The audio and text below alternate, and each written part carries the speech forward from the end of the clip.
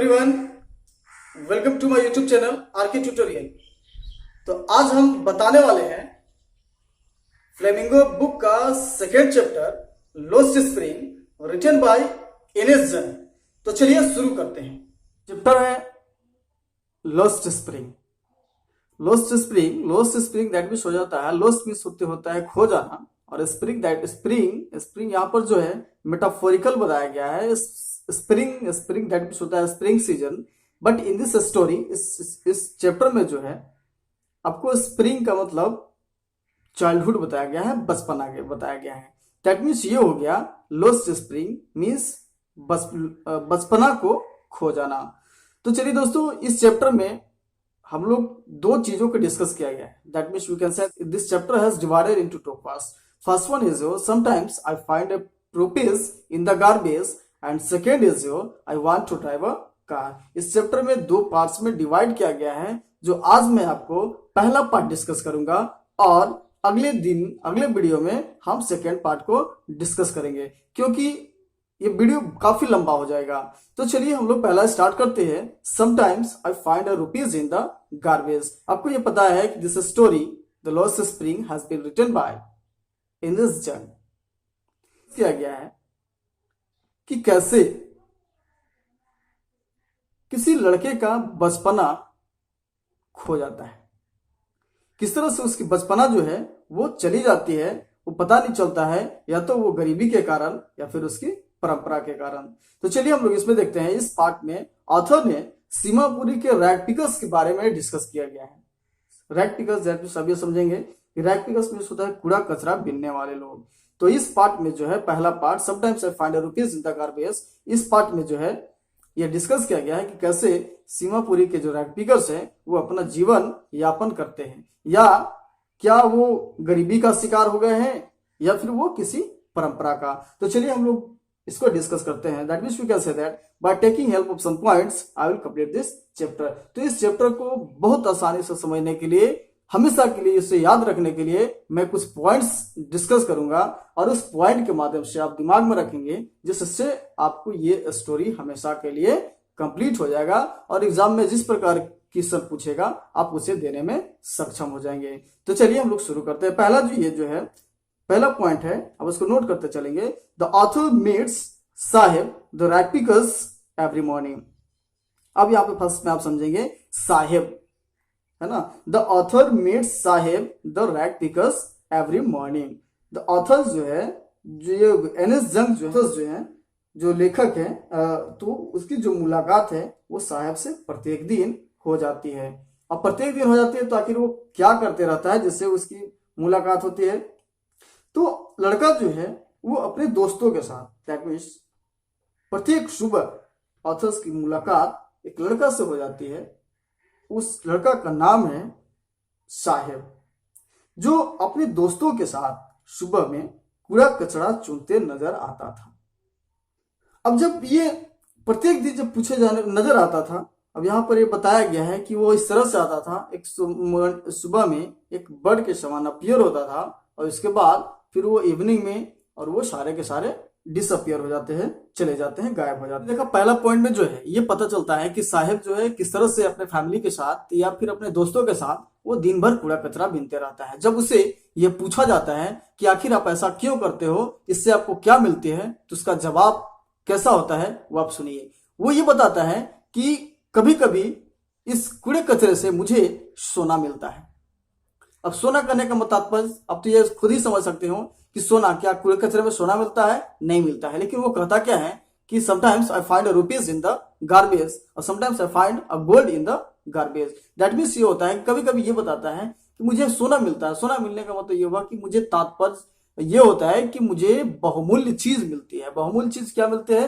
जिससे कि वो अपने खाने पीने का सामान उसे मिलता है, और जिससे अपना भरण पोषण कर सकता है, अपनी लाइफ की जो है वो अपना भरण पोषण कर सकता है। अब हमें सेकंड पॉइंट में देखता है। पहला पॉइंट में आपने देख लिया कि पोएट जो है, राइटर जो है, उसकी मुलाकात एक साहब से होती है।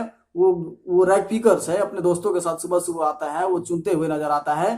प्रत्येक सुबह जो है वो, लेकिन वो ऑथर से मिल जाता है। तो आपने ये भी देखा कि पूछे जाने पर क्या बताता है कि हमें कभी कभी क्या मिलता है, मुझे सोना मिलता है। चलिए अब हम ये दूसरा पॉइंट देखते हैं। अब सेकेंड पॉइंट में ये होता है promise to open a school. अब ये सेकेंड पॉइंट में होता है promise to open a school. जैसे जो है ऑथर क्या करता है कि ऑथर से जब मुलाकात होती है प्रत्येक दिन, तुम स्कूल क्यों नहीं जाते हो, तो उसका जो जवाब है ये मिलता है कि मेरे पड़ोस में स्कूल नहीं है। फिर कहते हैं कि अगर स्कूल होता तब आप जाते, तो कहता है यस स्कूल जाते। वो वादा करते हुए कहता है कि मैं आपके लिए एक स्कूल खोलूंगा, क्या आप स्कूल जाएंगे? तो वो कहता है कि yes I am ready, school जरूर जाऊंगा। अब अगला जो है, लेकिन आपको ये पता होगा कि जब भी किसी अमीर लोगों के द्वारा जब गरीब लोगों के लिए कोई वादा किया जाता है तो वो ओनली 1% ही ऐसे होते हैं जो वादा को पूरा किया जाता है। अब आगे फिर क्या होता है कि कुछ दिनों के बाद वो कंटिन्यू चलता रहता है, वो हर एक दिन उससे मुलाकात होती है। लगभग 1-2 महीने बीत जाते हैं। अब 1-2 महीने बीत जाने के बाद जो है साहिब आता है और वो ऑथर से वो पूछता है, वो क्या बताता है, वो पूछता है क्या आपका स्कूल रेडी है, इज योर स्कूल रेडी? अब ये जो एन.एस. जंग है, जो ऑथर, वो काफी शर्मा जाती है और ये कहती है कि नहीं, स्कूल रेडी नहीं हुआ है, क्योंकि इसमें तैयार होने में बहुत ज्यादा समय लगता है। तो मैंने आपको पहले बताया था कि वादा तो कर दिए लेकिन वो वादा पूरा नहीं किए। अब अगली बात ये होता है, अब अगला पॉइंट में हमें ये मिलता है। अब फर्स्ट पॉइंट में आप देख लिया, अब सेकंड पॉइंट देख लिया आपने, प्रॉमिस टू ओपन स्कूल, किस तरह से उन्होंने प्रॉमिस किया और फिर वो उसके प्रॉमिस को, वादा को वो पूरा नहीं करते हैं। अब थर्ड पॉइंट में अगला देखते हैं आप लोग, reason for Saheb family to leave their home. अब हमें ये क्वेश्चन आपसे कई बार पूछा है कि साहेब जो है वो कहां से आया है और अभी वो कहां रहता है। तो स्टूडेंट्स आप इसमें समझेंगे कि जब ऑथर ने साहेब के परिवार के बारे में जब पूछते हैं कि आखिर बताइए, तो उसका जो जवाब है वो देखिए कैसे जवाब देता है। तो वो जवाब देता है और ये बताता है कि हम लोग ढाका बांग्लादेश से आए हुए हैं। वो कब आए हुए थे? तो कहते हैं कि हम लोग बांग्लादेश ढाका से आए हुए हैं और अभी जो है वो एक सीमापुरी दिल्ली से कुछ दूरी पर है, जो कि हम वहां पर रह रहे हैं। वहां पर उस जो दिल्ली का जो सीमापुरी है वो सिर्फ रैगपिकर्स से ही पहचाना जाता है और वहां पे लगभग 10,000 रैगपिकर्स वहां पर रहते हैं। अब जैसे वो बताता है, अब कहता है कि आपके पास क्या है, वो सिर्फ आगे ये बताता है कि हम लोगों के पास सिर्फ राशन कार्ड है और राशन कार्ड से ही मेरी पहचान होती है। और वो भी ये बताते हुए कहता है कि ये राशन कार्ड जो है वो पर्टिकुलर पार्टी जो है वो वोटिंग करने के लिए क्या करते हैं, हम लोगों के लिए व्यवस्था किए हैं जिससे कि हम वोट कर सकते हैं। फिर आगे है नेक्स्ट पॉइंट जो है, explanation by the ragpickers for not wearing chappals.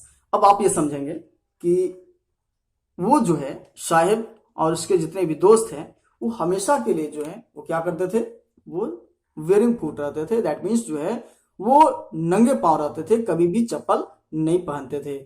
Authors जो है वो फिर पूछती है, कारण पूछती है कि आखिर आप चप्पल क्यों नहीं पहनते हैं। तो उसमें से जो है अलग अलग तरह के बच्चे ने अलग अलग अपना ओपिनियन देते हैं।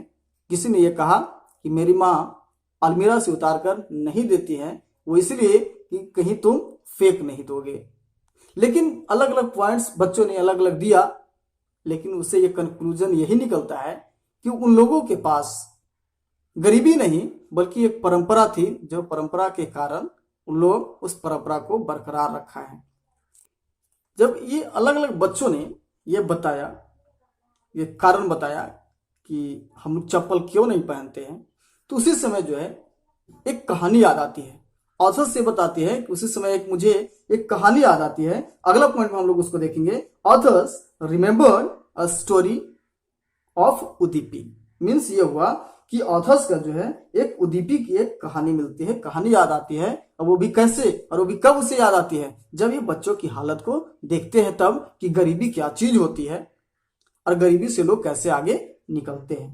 अब यहाँ पे देखते हैं उस कहानी में क्या होता है कि उदीपी एक जगह है जहां पर एक प्रीस्ट रहते थे, एक पुजारी रहते थे। उसका एक बेटा था जो हमेशा क्या करता था कि वो मंदिर से गुजरता था तो वो 1 पेयर ऑफ शूज के लिए, एक जोड़ा जूता के लिए वो भगवान से प्रे करता था, प्रार्थना करता था, भगवान मुझे कम से कम एक जोड़ा भी जूता मिल जाए। अब आगे फिर क्या होता है, अब फिर सेम स्टोरी बताते हैं कि कहते हैं कि लगभग कुछ दिनों के बाद एक ने, आपने देखा, आप गौर करते रहेंगे कि एक ने देखा कि एक लड़का है जो पुजारी है, जो काफी गरीबी हालत में है। वो बच्चे जो है वो क्या करते हैं कि वो भगवान से प्रार्थना करते हैं, बार बार यही कहते हैं कि भगवान मुझे एक जोड़ा जूता मिल जाए, प्रार्थना करते हैं। अब उसी जगह पे ऑथर ये बताते हैं कि लगभग कुछ दिनों के बाद हम फिर से उसी जगह पर जाते हैं, और उसी जगह पर जाते हैं तो देखते हैं कि वहां पे क्या चीज है, वो टोटली वहां का जो सिचुएशन था वो चेंज हो चुका था। वो चेंज क्या हो चुका था, प्रीस्ट नए थे, प्रीस्ट दैट मीन्स पुजारी, पुजारी जो है वो नया था। अब वहां पर उसके जो एक लड़का था वो भी काफी डिफरेंट नजर आ रहा था। पहला पार्ट में आपने देखा कि पहला स्टोरी जो बताया है आपको, कि उसमें यह बताया गया कि कैसे एक लड़का जो है भगवान से प्रार्थना करता है, लेकिन फिर से जब वो उसी मंदिर में जब जाते हैं तो देखते क्या है कि वो रहने का जगह काफी चेंज हो चुका है। घर में पूरा वेल फैसिलिटीज लगी हुई है, चेयर लगा हुआ है, पुजारी जो है वो काफी अलग दिख रहे हैं, बच्चा जो है वो स्कूल से आता है, हाफते हुए आता है, अब उसके पास काफी अच्छा ड्रेस पहना हुआ है, वो बैग रखा हुआ है अपने पास, आता है वो बैग को फेंक देता है, जस्ट लाइक ए अमीर, just like a rich people जो है जिस तरह से वो करते हैं वो उसी तरह से वो लड़का वहां पे आकर के देखता है। अब यहाँ पे कंडीशन को कंपेयर करते हुए बताता है कि आखिर ये रैपिकस जो है, आखिर ये जो गरीबी कैसी होती है, ये डिफरेंस बताते हैं कि गरीबी और अमीरी के बीच में डिफरेंट किस प्रकार की होती है। कभी कभी इसमें ये पता चलता है कि आखिर जो परंपरा है वो कैसे परंपरा लोगों को जान मारती है। स्टूडेंट्स, अब इसको थोड़ी सा आप समझने के लिए मैं आपको फ्लैश बैक में ले चलता हूँ, आप इसमें आप समझेंगे। आपने कभी देखा होगा वो जो मुसहर जाति के जो लोग होते हैं, है तो आप उसको देखते होंगे कि आप घर के पास क्या करते हैं, घर में आते हैं और वो भीख मांगते हैं, और भीख नहीं मांगते हैं, और फिर वो हमेशा अपने जीवन यापन करने के लिए कुछ ना कुछ मांगते रहते हैं। आप देखते होंगे कि साथ साथ जो है उसके साथ उसके जो 2-4 साल का 5 साल का जो बच्चे भी होते हैं वो भी क्या करने लगते हैं, वो साथ में ही भीख मांगने लगते हैं। तो ये परंपरा चलती है, ये इस प्रकार की वो ट्रेडिशन चलती है। तो आपने देखा कि किस तरह से ऑथर्स ने, एन.एस. जंग ने ये बताती है कि उदीपी की कहानी जो वहां पर 2 स्टोरी थे। अब अगला पॉइंट में हमें ये मिलता है पॉइंट, लोस्ट स्प्रिंग और लोस्ट चाइल्डहुड। अब हमें अब कुछ ही बचा हुआ है। लोस्ट स्प्रिंग आप ये देखेंगे कि लोस्ट स्प्रिंग, अब यहाँ पे बताते हैं लोस्ट स्प्रिंग चाइल्डहुड, खो जाना, किस तरह से बचपना खोती है वो देखते हैं हम लोग एक एग्जांपल के थ्रू।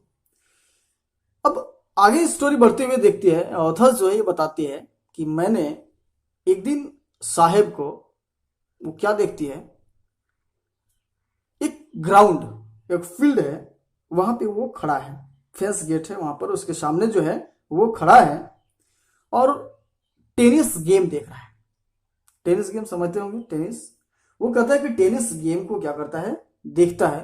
वो पूछा जाता है तो ये बताता है कि गार्ड जो है वो मुझे कभी कभी अंदर जाने देता है। ऑथर्स ये बताती है कि जब उसे देखने के बाद, साहब को ये देखने के बाद ऐसा लग रहा था कि जैसे उसकी बचपना जो है वो किस प्रकार खो चुकी है, गरीबी जो है वो किस प्रकार उसे झेलना पड़ रहा है। अंदर जाने का मन है लेकिन वो अंदर जा नहीं सकता, लेकिन फिर वो जाता है। वो कब, जैसा कि आपको बताया कि वो जाता है कब, जब गेम समाप्त हो जाता है। जब गेम समाप्त हो जाता है कभी कभी वो गार्ड जो है उसके अंदर जाने देता है। अब फिर आगे बताता है उस साहिब्स ड्रीम कम ट्रू। अब अगला पॉइंट में ये है कि साहिब का जो सपना है वो कैसे पूरा होता है। अभी आपको हम बता रहे हैं, हमारी जो कहानी है उस जगह पर चल रही है कि टेनिस गेम हो रहा है और वहां पर क्या करता है, वो खड़ा होकर के वो देखता है। एन.एस. जंग की मुलाकात उस जगह पर हुई है। बातचीत के दौरान वो देखती क्या है कि वो जो लड़का है वो टेनिस ड्रेस ही पहना हुआ है, जैसे टेनिस वाले जो प्लेयर्स जो थे वो जैसे खड़ा थे, जैसे गेम खेल रहे थे, वही सेम ड्रेस में जो है वो वहां पर बाहर में खड़ा था। लेकिन वो कैसा था, वो फेडेड ड्रेस था, आप कह सकते हैं कि वो खराब ड्रेस था।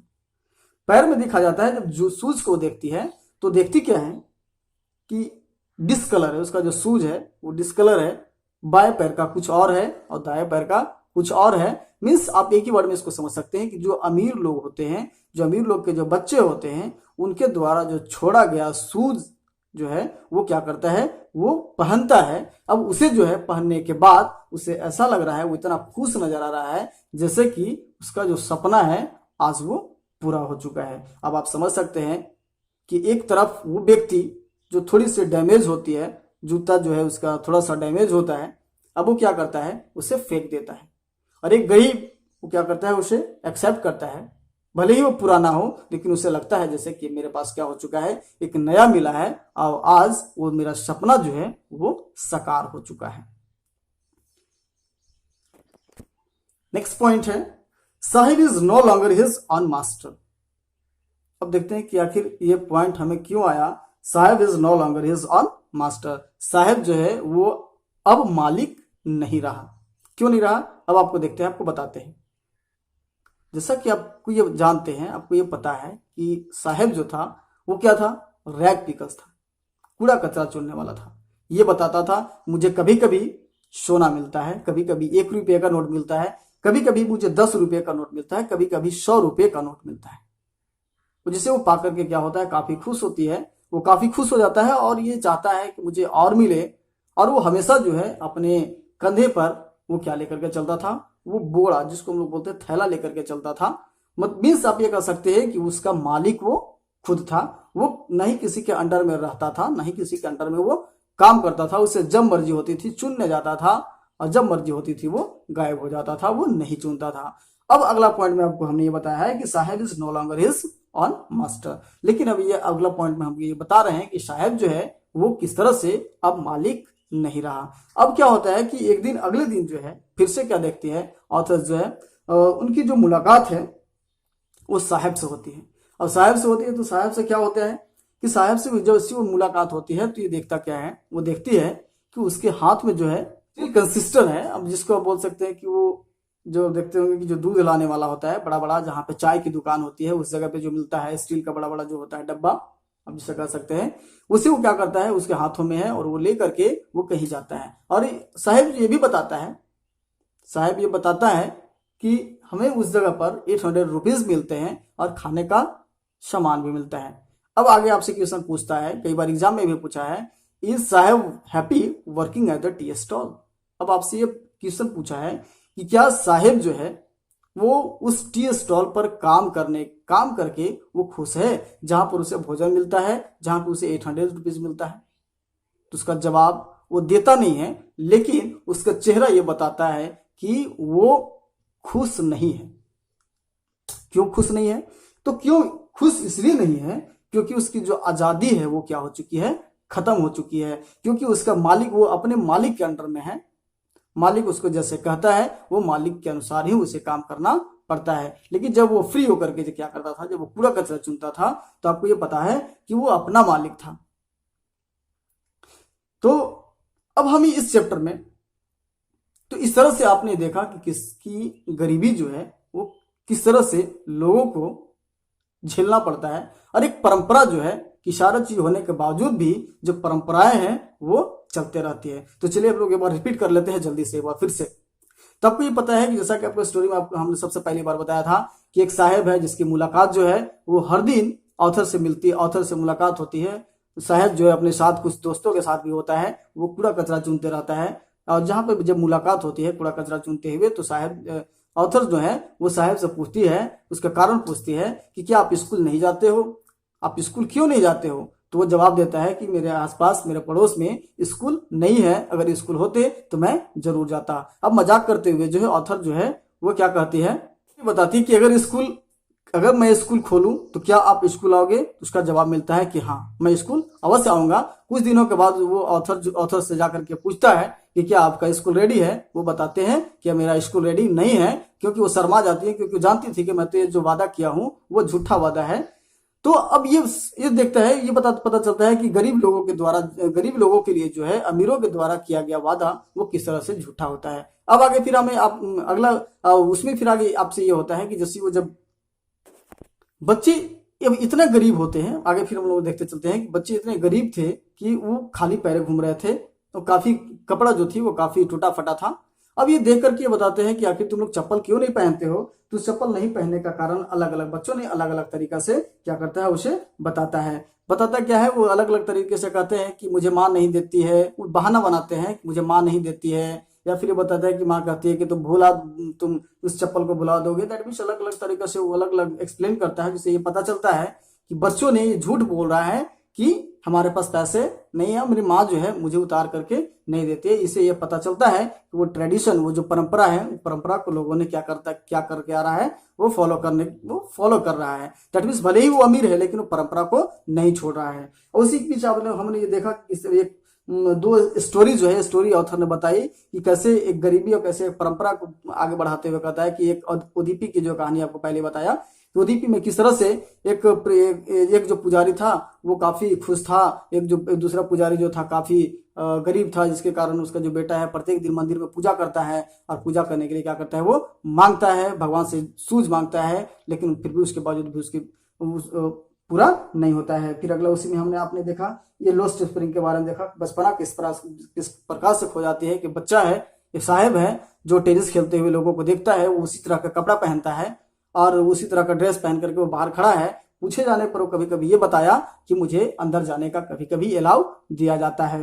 लेकिन अब यहाँ देखते हैं कि वो जो जूता पहना हुआ था, जो शूज था, वो टेनिस तो शूज था, व्हाइट कलर का शूज पहना हुआ था, लेकिन वो अलग अलग दिख रहा था, दैट मीन्स कर सकते हैं कि वो कहीं कोई अमीर लड़का छोड़ा होगा जिसे वो क्या करता है, वो पहनता है और उसके बाद वो इतना खुश है जैसा लगता है उसका सपना आज क्या हो चुका है, पूरा हो चुका है। अब फिर उसी में आपने ये भी देखा कि साहिब जो है वो किस तरह से वो आगे काम करने के लिए डिसाइड करता है, आगे काम करता है, वो जाता है टी स्टोर में, रुपया मिलता है, मुझे खाने पीने का सारा सामान मिलता है, लेकिन उसके बावजूद भी वहां पर जाकर के क्या है, वो खुश नहीं है ना। और वहां पे जब खुश नहीं है, वो खुश क्यों नहीं है, क्योंकि आपको ये पता है कि जो लोग अपने अंडर में काम, जो अपना काम अपना मालिक स्वयं बनना चाहते हैं, तो वो किसी के अंडर में रह करके काम उन्हें पसंद नहीं आएगी। सेम एज उसी तरह से होता है कि भले वो गरीब है लेकिन उसकी जो आजादी थी वो क्या हो चुका था, वो आजादी उसकी खत्म हो चुकी थी। तो ना स्टूडेंट्स, इस चैप्टर में हम लोगों ने ये देखा कि किस तरह से परंपरा जो है आज भी बरकरार है, या तो वो गरीब है या फिर अमीर, लेकिन वो जो परंपरा है, लोग परंपरा को क्या करते चल रहे हैं, वो अपनी परंपरा को कंटिन्यू रखे हैं, आगे परंपरा को बरकरार रखे हैं। तो दोस्तों अगला जो टॉपिक होगा, अगला जो इसी का जो सेकेंड पार्ट होगा, I want to drive a car, तो हम लोगों ने उस चैप्टर में ये देखेंगे कि किस तरह से अपने इस पार्ट में देखा कि किस तरह से वो परंपरा को बरकरार रखता है। और अगला पार्ट में हम लोग ये देखेंगे कि वो परंपरा को, भले ही वो गरीब होता है, उसके माता पिता वो गरीब होते हैं, लेकिन वो परंपरा को नहीं लेकर आगे चलता है और ये कहता है कि मुझे परंपरा को मैं क्या करूंगा, उसे तोड़ दूंगा। तो मैं आशा करता हूं ये वीडियो आपको बहुत पसंद आया होगा और अगला वीडियो आप देखना नहीं भूलें। और इसके पहले वाले अगर वीडियो मेरा नहीं देखे होंगे, मैंने फर्स्ट चैप्टर का वीडियो बनाया है, अगर उसे आप नहीं देखे होंगे तब उसे आप जरूर देख लिए। दोस्तों अगर आप इस वीडियो में अगर मेरे चैनल पर नए हैं तो मेरे चैनल को लाइक एंड सब्सक्राइब करना नहीं भूलें, जिससे कि आने वाला हर वीडियो आपके पास तक पहले पहुंच जाए। Thank you, have a nice day.